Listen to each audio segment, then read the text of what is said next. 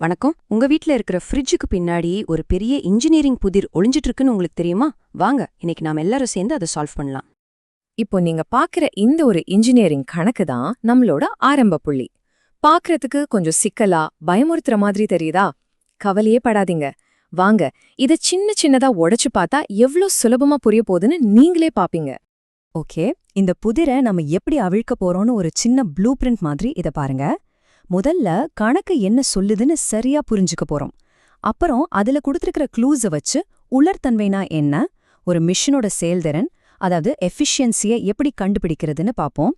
கடைசியா இந்த கணக்குகள்லாம் எதுக்கு முக்கியம், நம்ம நிஜ வாழ்க்கையில இதனால என்ன மாற்றம் வரும்னு தெரிஞ்சுக்கலாம். சரி, நம்ம முதல் செக்ஷனுக்குள்ள போலாம். இந்த சவால ஒரு நிஜமான என்ஜினியர் எப்படி பாப்பாங்களோ அதே கண்ணோட்டத்துல நாமளும் பாப்போம். நம்மளோட குறிக்கோள் ரொம்பவே சிம்பிள். இந்த CO2 ஃப்ரிட்ஜ் சிஸ்டம் எவ்வளவு நல்லா வேலை செய்யுதுன்னு தெரிஞ்சுக்கிறதுக்கு ரெண்டு முக்கியமான விஷயங்களை நாம கண்டுபிடிக்கணும். இந்த 2 மதிப்புகள் தான் அதோட முழு செயல்திறனையும் நமக்கு அச்சசலா படம் பிடிச்சு காட்டப் போகுது.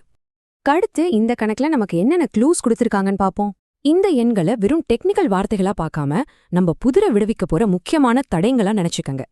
ஓகே, எந்த ஃப்ரிட்ஜ் எடுத்துக்கிட்டாலும் அதுல 2 முக்கியமான பாகங்கள் இருக்கும். ஒன்னு ஒடுக்கி, அதாவது கண்டென்சர். இது ஃப்ரிட்ஜுக்கு வெளியே பின்னாடி இருக்கும் பாருங்க, அந்த சூடான பகுதி. இது உள்ள இருக்கிற வெப்பத்தை வெளியேற்றி கேஸை மறுபடியும் திரவமா மாத்தும். அதனாலதான் ஃப்ரிட்ஜுக்கு பின்னாடி தொட்டா சூடா இருக்கும். இன்னொன்னு ஆவியாக்கி, அதாவது எவாப்ரேட்டர். இது ஃப்ரிட்ஜுக்கு உள்ள இருக்கிற கூலிங்கான பகுதி. இது உள்ள இருக்கிற பொருட்களை சுத்தி இருக்கிற வெப்பத்தை உறிஞ்சு உள்ள இருக்கிற திரவத்தை கேஸா மாத்தி எல்லாத்தையும் சில்லுன்னு வைக்குது. நமக்கு கிடைச்ச முதல் துப்பு இதுதான், 20 டிகிரி செல்சியஸ்.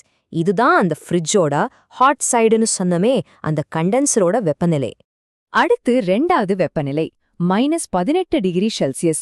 இதுதான் அந்த ஃப்ரிட்ஜுக்கு உள்ள இருக்கிற கோல்டு சைடு, அதாவது எவாப்ரேட்டரோட டெம்பரேச்சர். இந்த குளிர்ச்சி தான் நம்ம சாப்பாட்டு பொருட்கள் எல்லாம் ஃப்ரெஷ்ஷா வைக்குது. அடுத்த clue enthalpy, 315 kilo joules per kilogram. இந்த வார்த்தை கொஞ்சம் டெக்னிக்கலா இருக்குல்ல? சிம்பிளா சொல்லணும்னா, ஒரு குறிப்பிட்ட பாயிண்ட்ல நம்ம குளிரூட்டி, அதாவது அந்த CO2க்குள்ள எவ்ளோ மொத்த எனர்ஜி இருக்குன்னு சொல்ற ஒரு அளவீடு தான் இது. அவ்வளோதான். சரி, இப்ப நம்ம கண்டுபிடிக்க வேண்டிய முதல் மதிப்புக்கு வருவோம். அதுதான் உலர்தன்மை பின்னம், அதாவது ட்ரைனஸ் ஃப்ராக்ஷன். கேட்கவே கொஞ்சம் விசித்திரமா இருக்குல்ல? ஒரு நீராவி, அதாவது வேப்பர், எப்படி ஈரமா இருக்க முடியும்?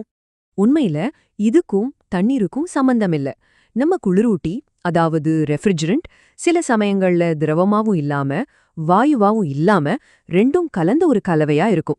யோசிச்சு பாருங்க, ஒரு பனிமூட்டம் மாதிரி, இல்லனா நம்ம குடிக்கிற ஸ்லஷி மாதிரி.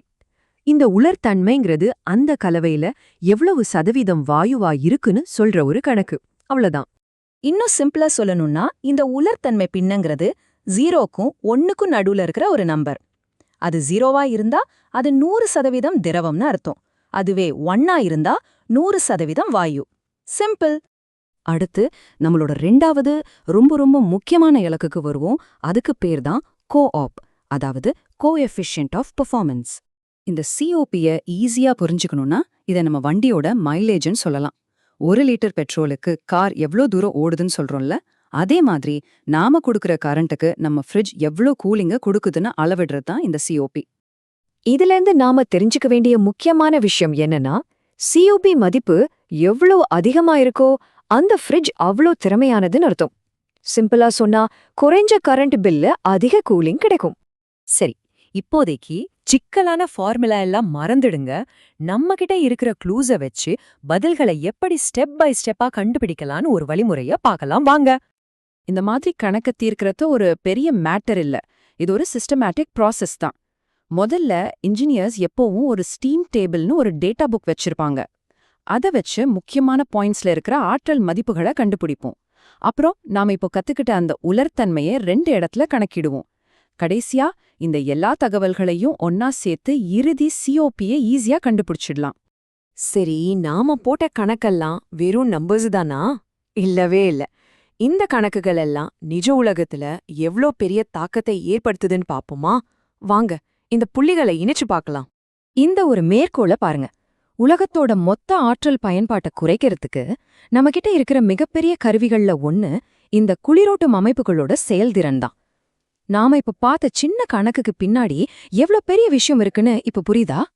சரி, இந்த காப்பிய நாம இன்னும் பெட்டர் ஆக்கனா நமக்கு என்னென்ன நன்மைகள் கிடைக்கும்?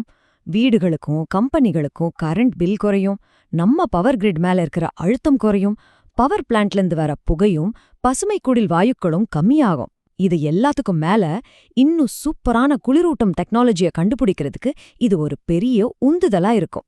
யோசிச்சு பாருங்க, இந்த ஒரு ஃப்ரிட்ஜோட சிஓபிங்கிறது ஒரு சாதாரண நம்பரா தெரியலாம். ஆனா உலகத்துல இருக்கிற கோடிக்கணக்கான ஃப்ரிட்ஜ்களோட சிஓபிய வெறும் 1%, ஒரே 1% மட்டும் நம்ம மேம்படுத்தினா என்ன நடக்கும்னு கற்பனை பண்ணி பாருங்க. அந்த ஒரு சின்ன சதவீதம் தான் நம்ம உலகத்துல ஒரு மிகப்பெரிய மாற்றத்தை கொண்டு வரப்போற சக்தி.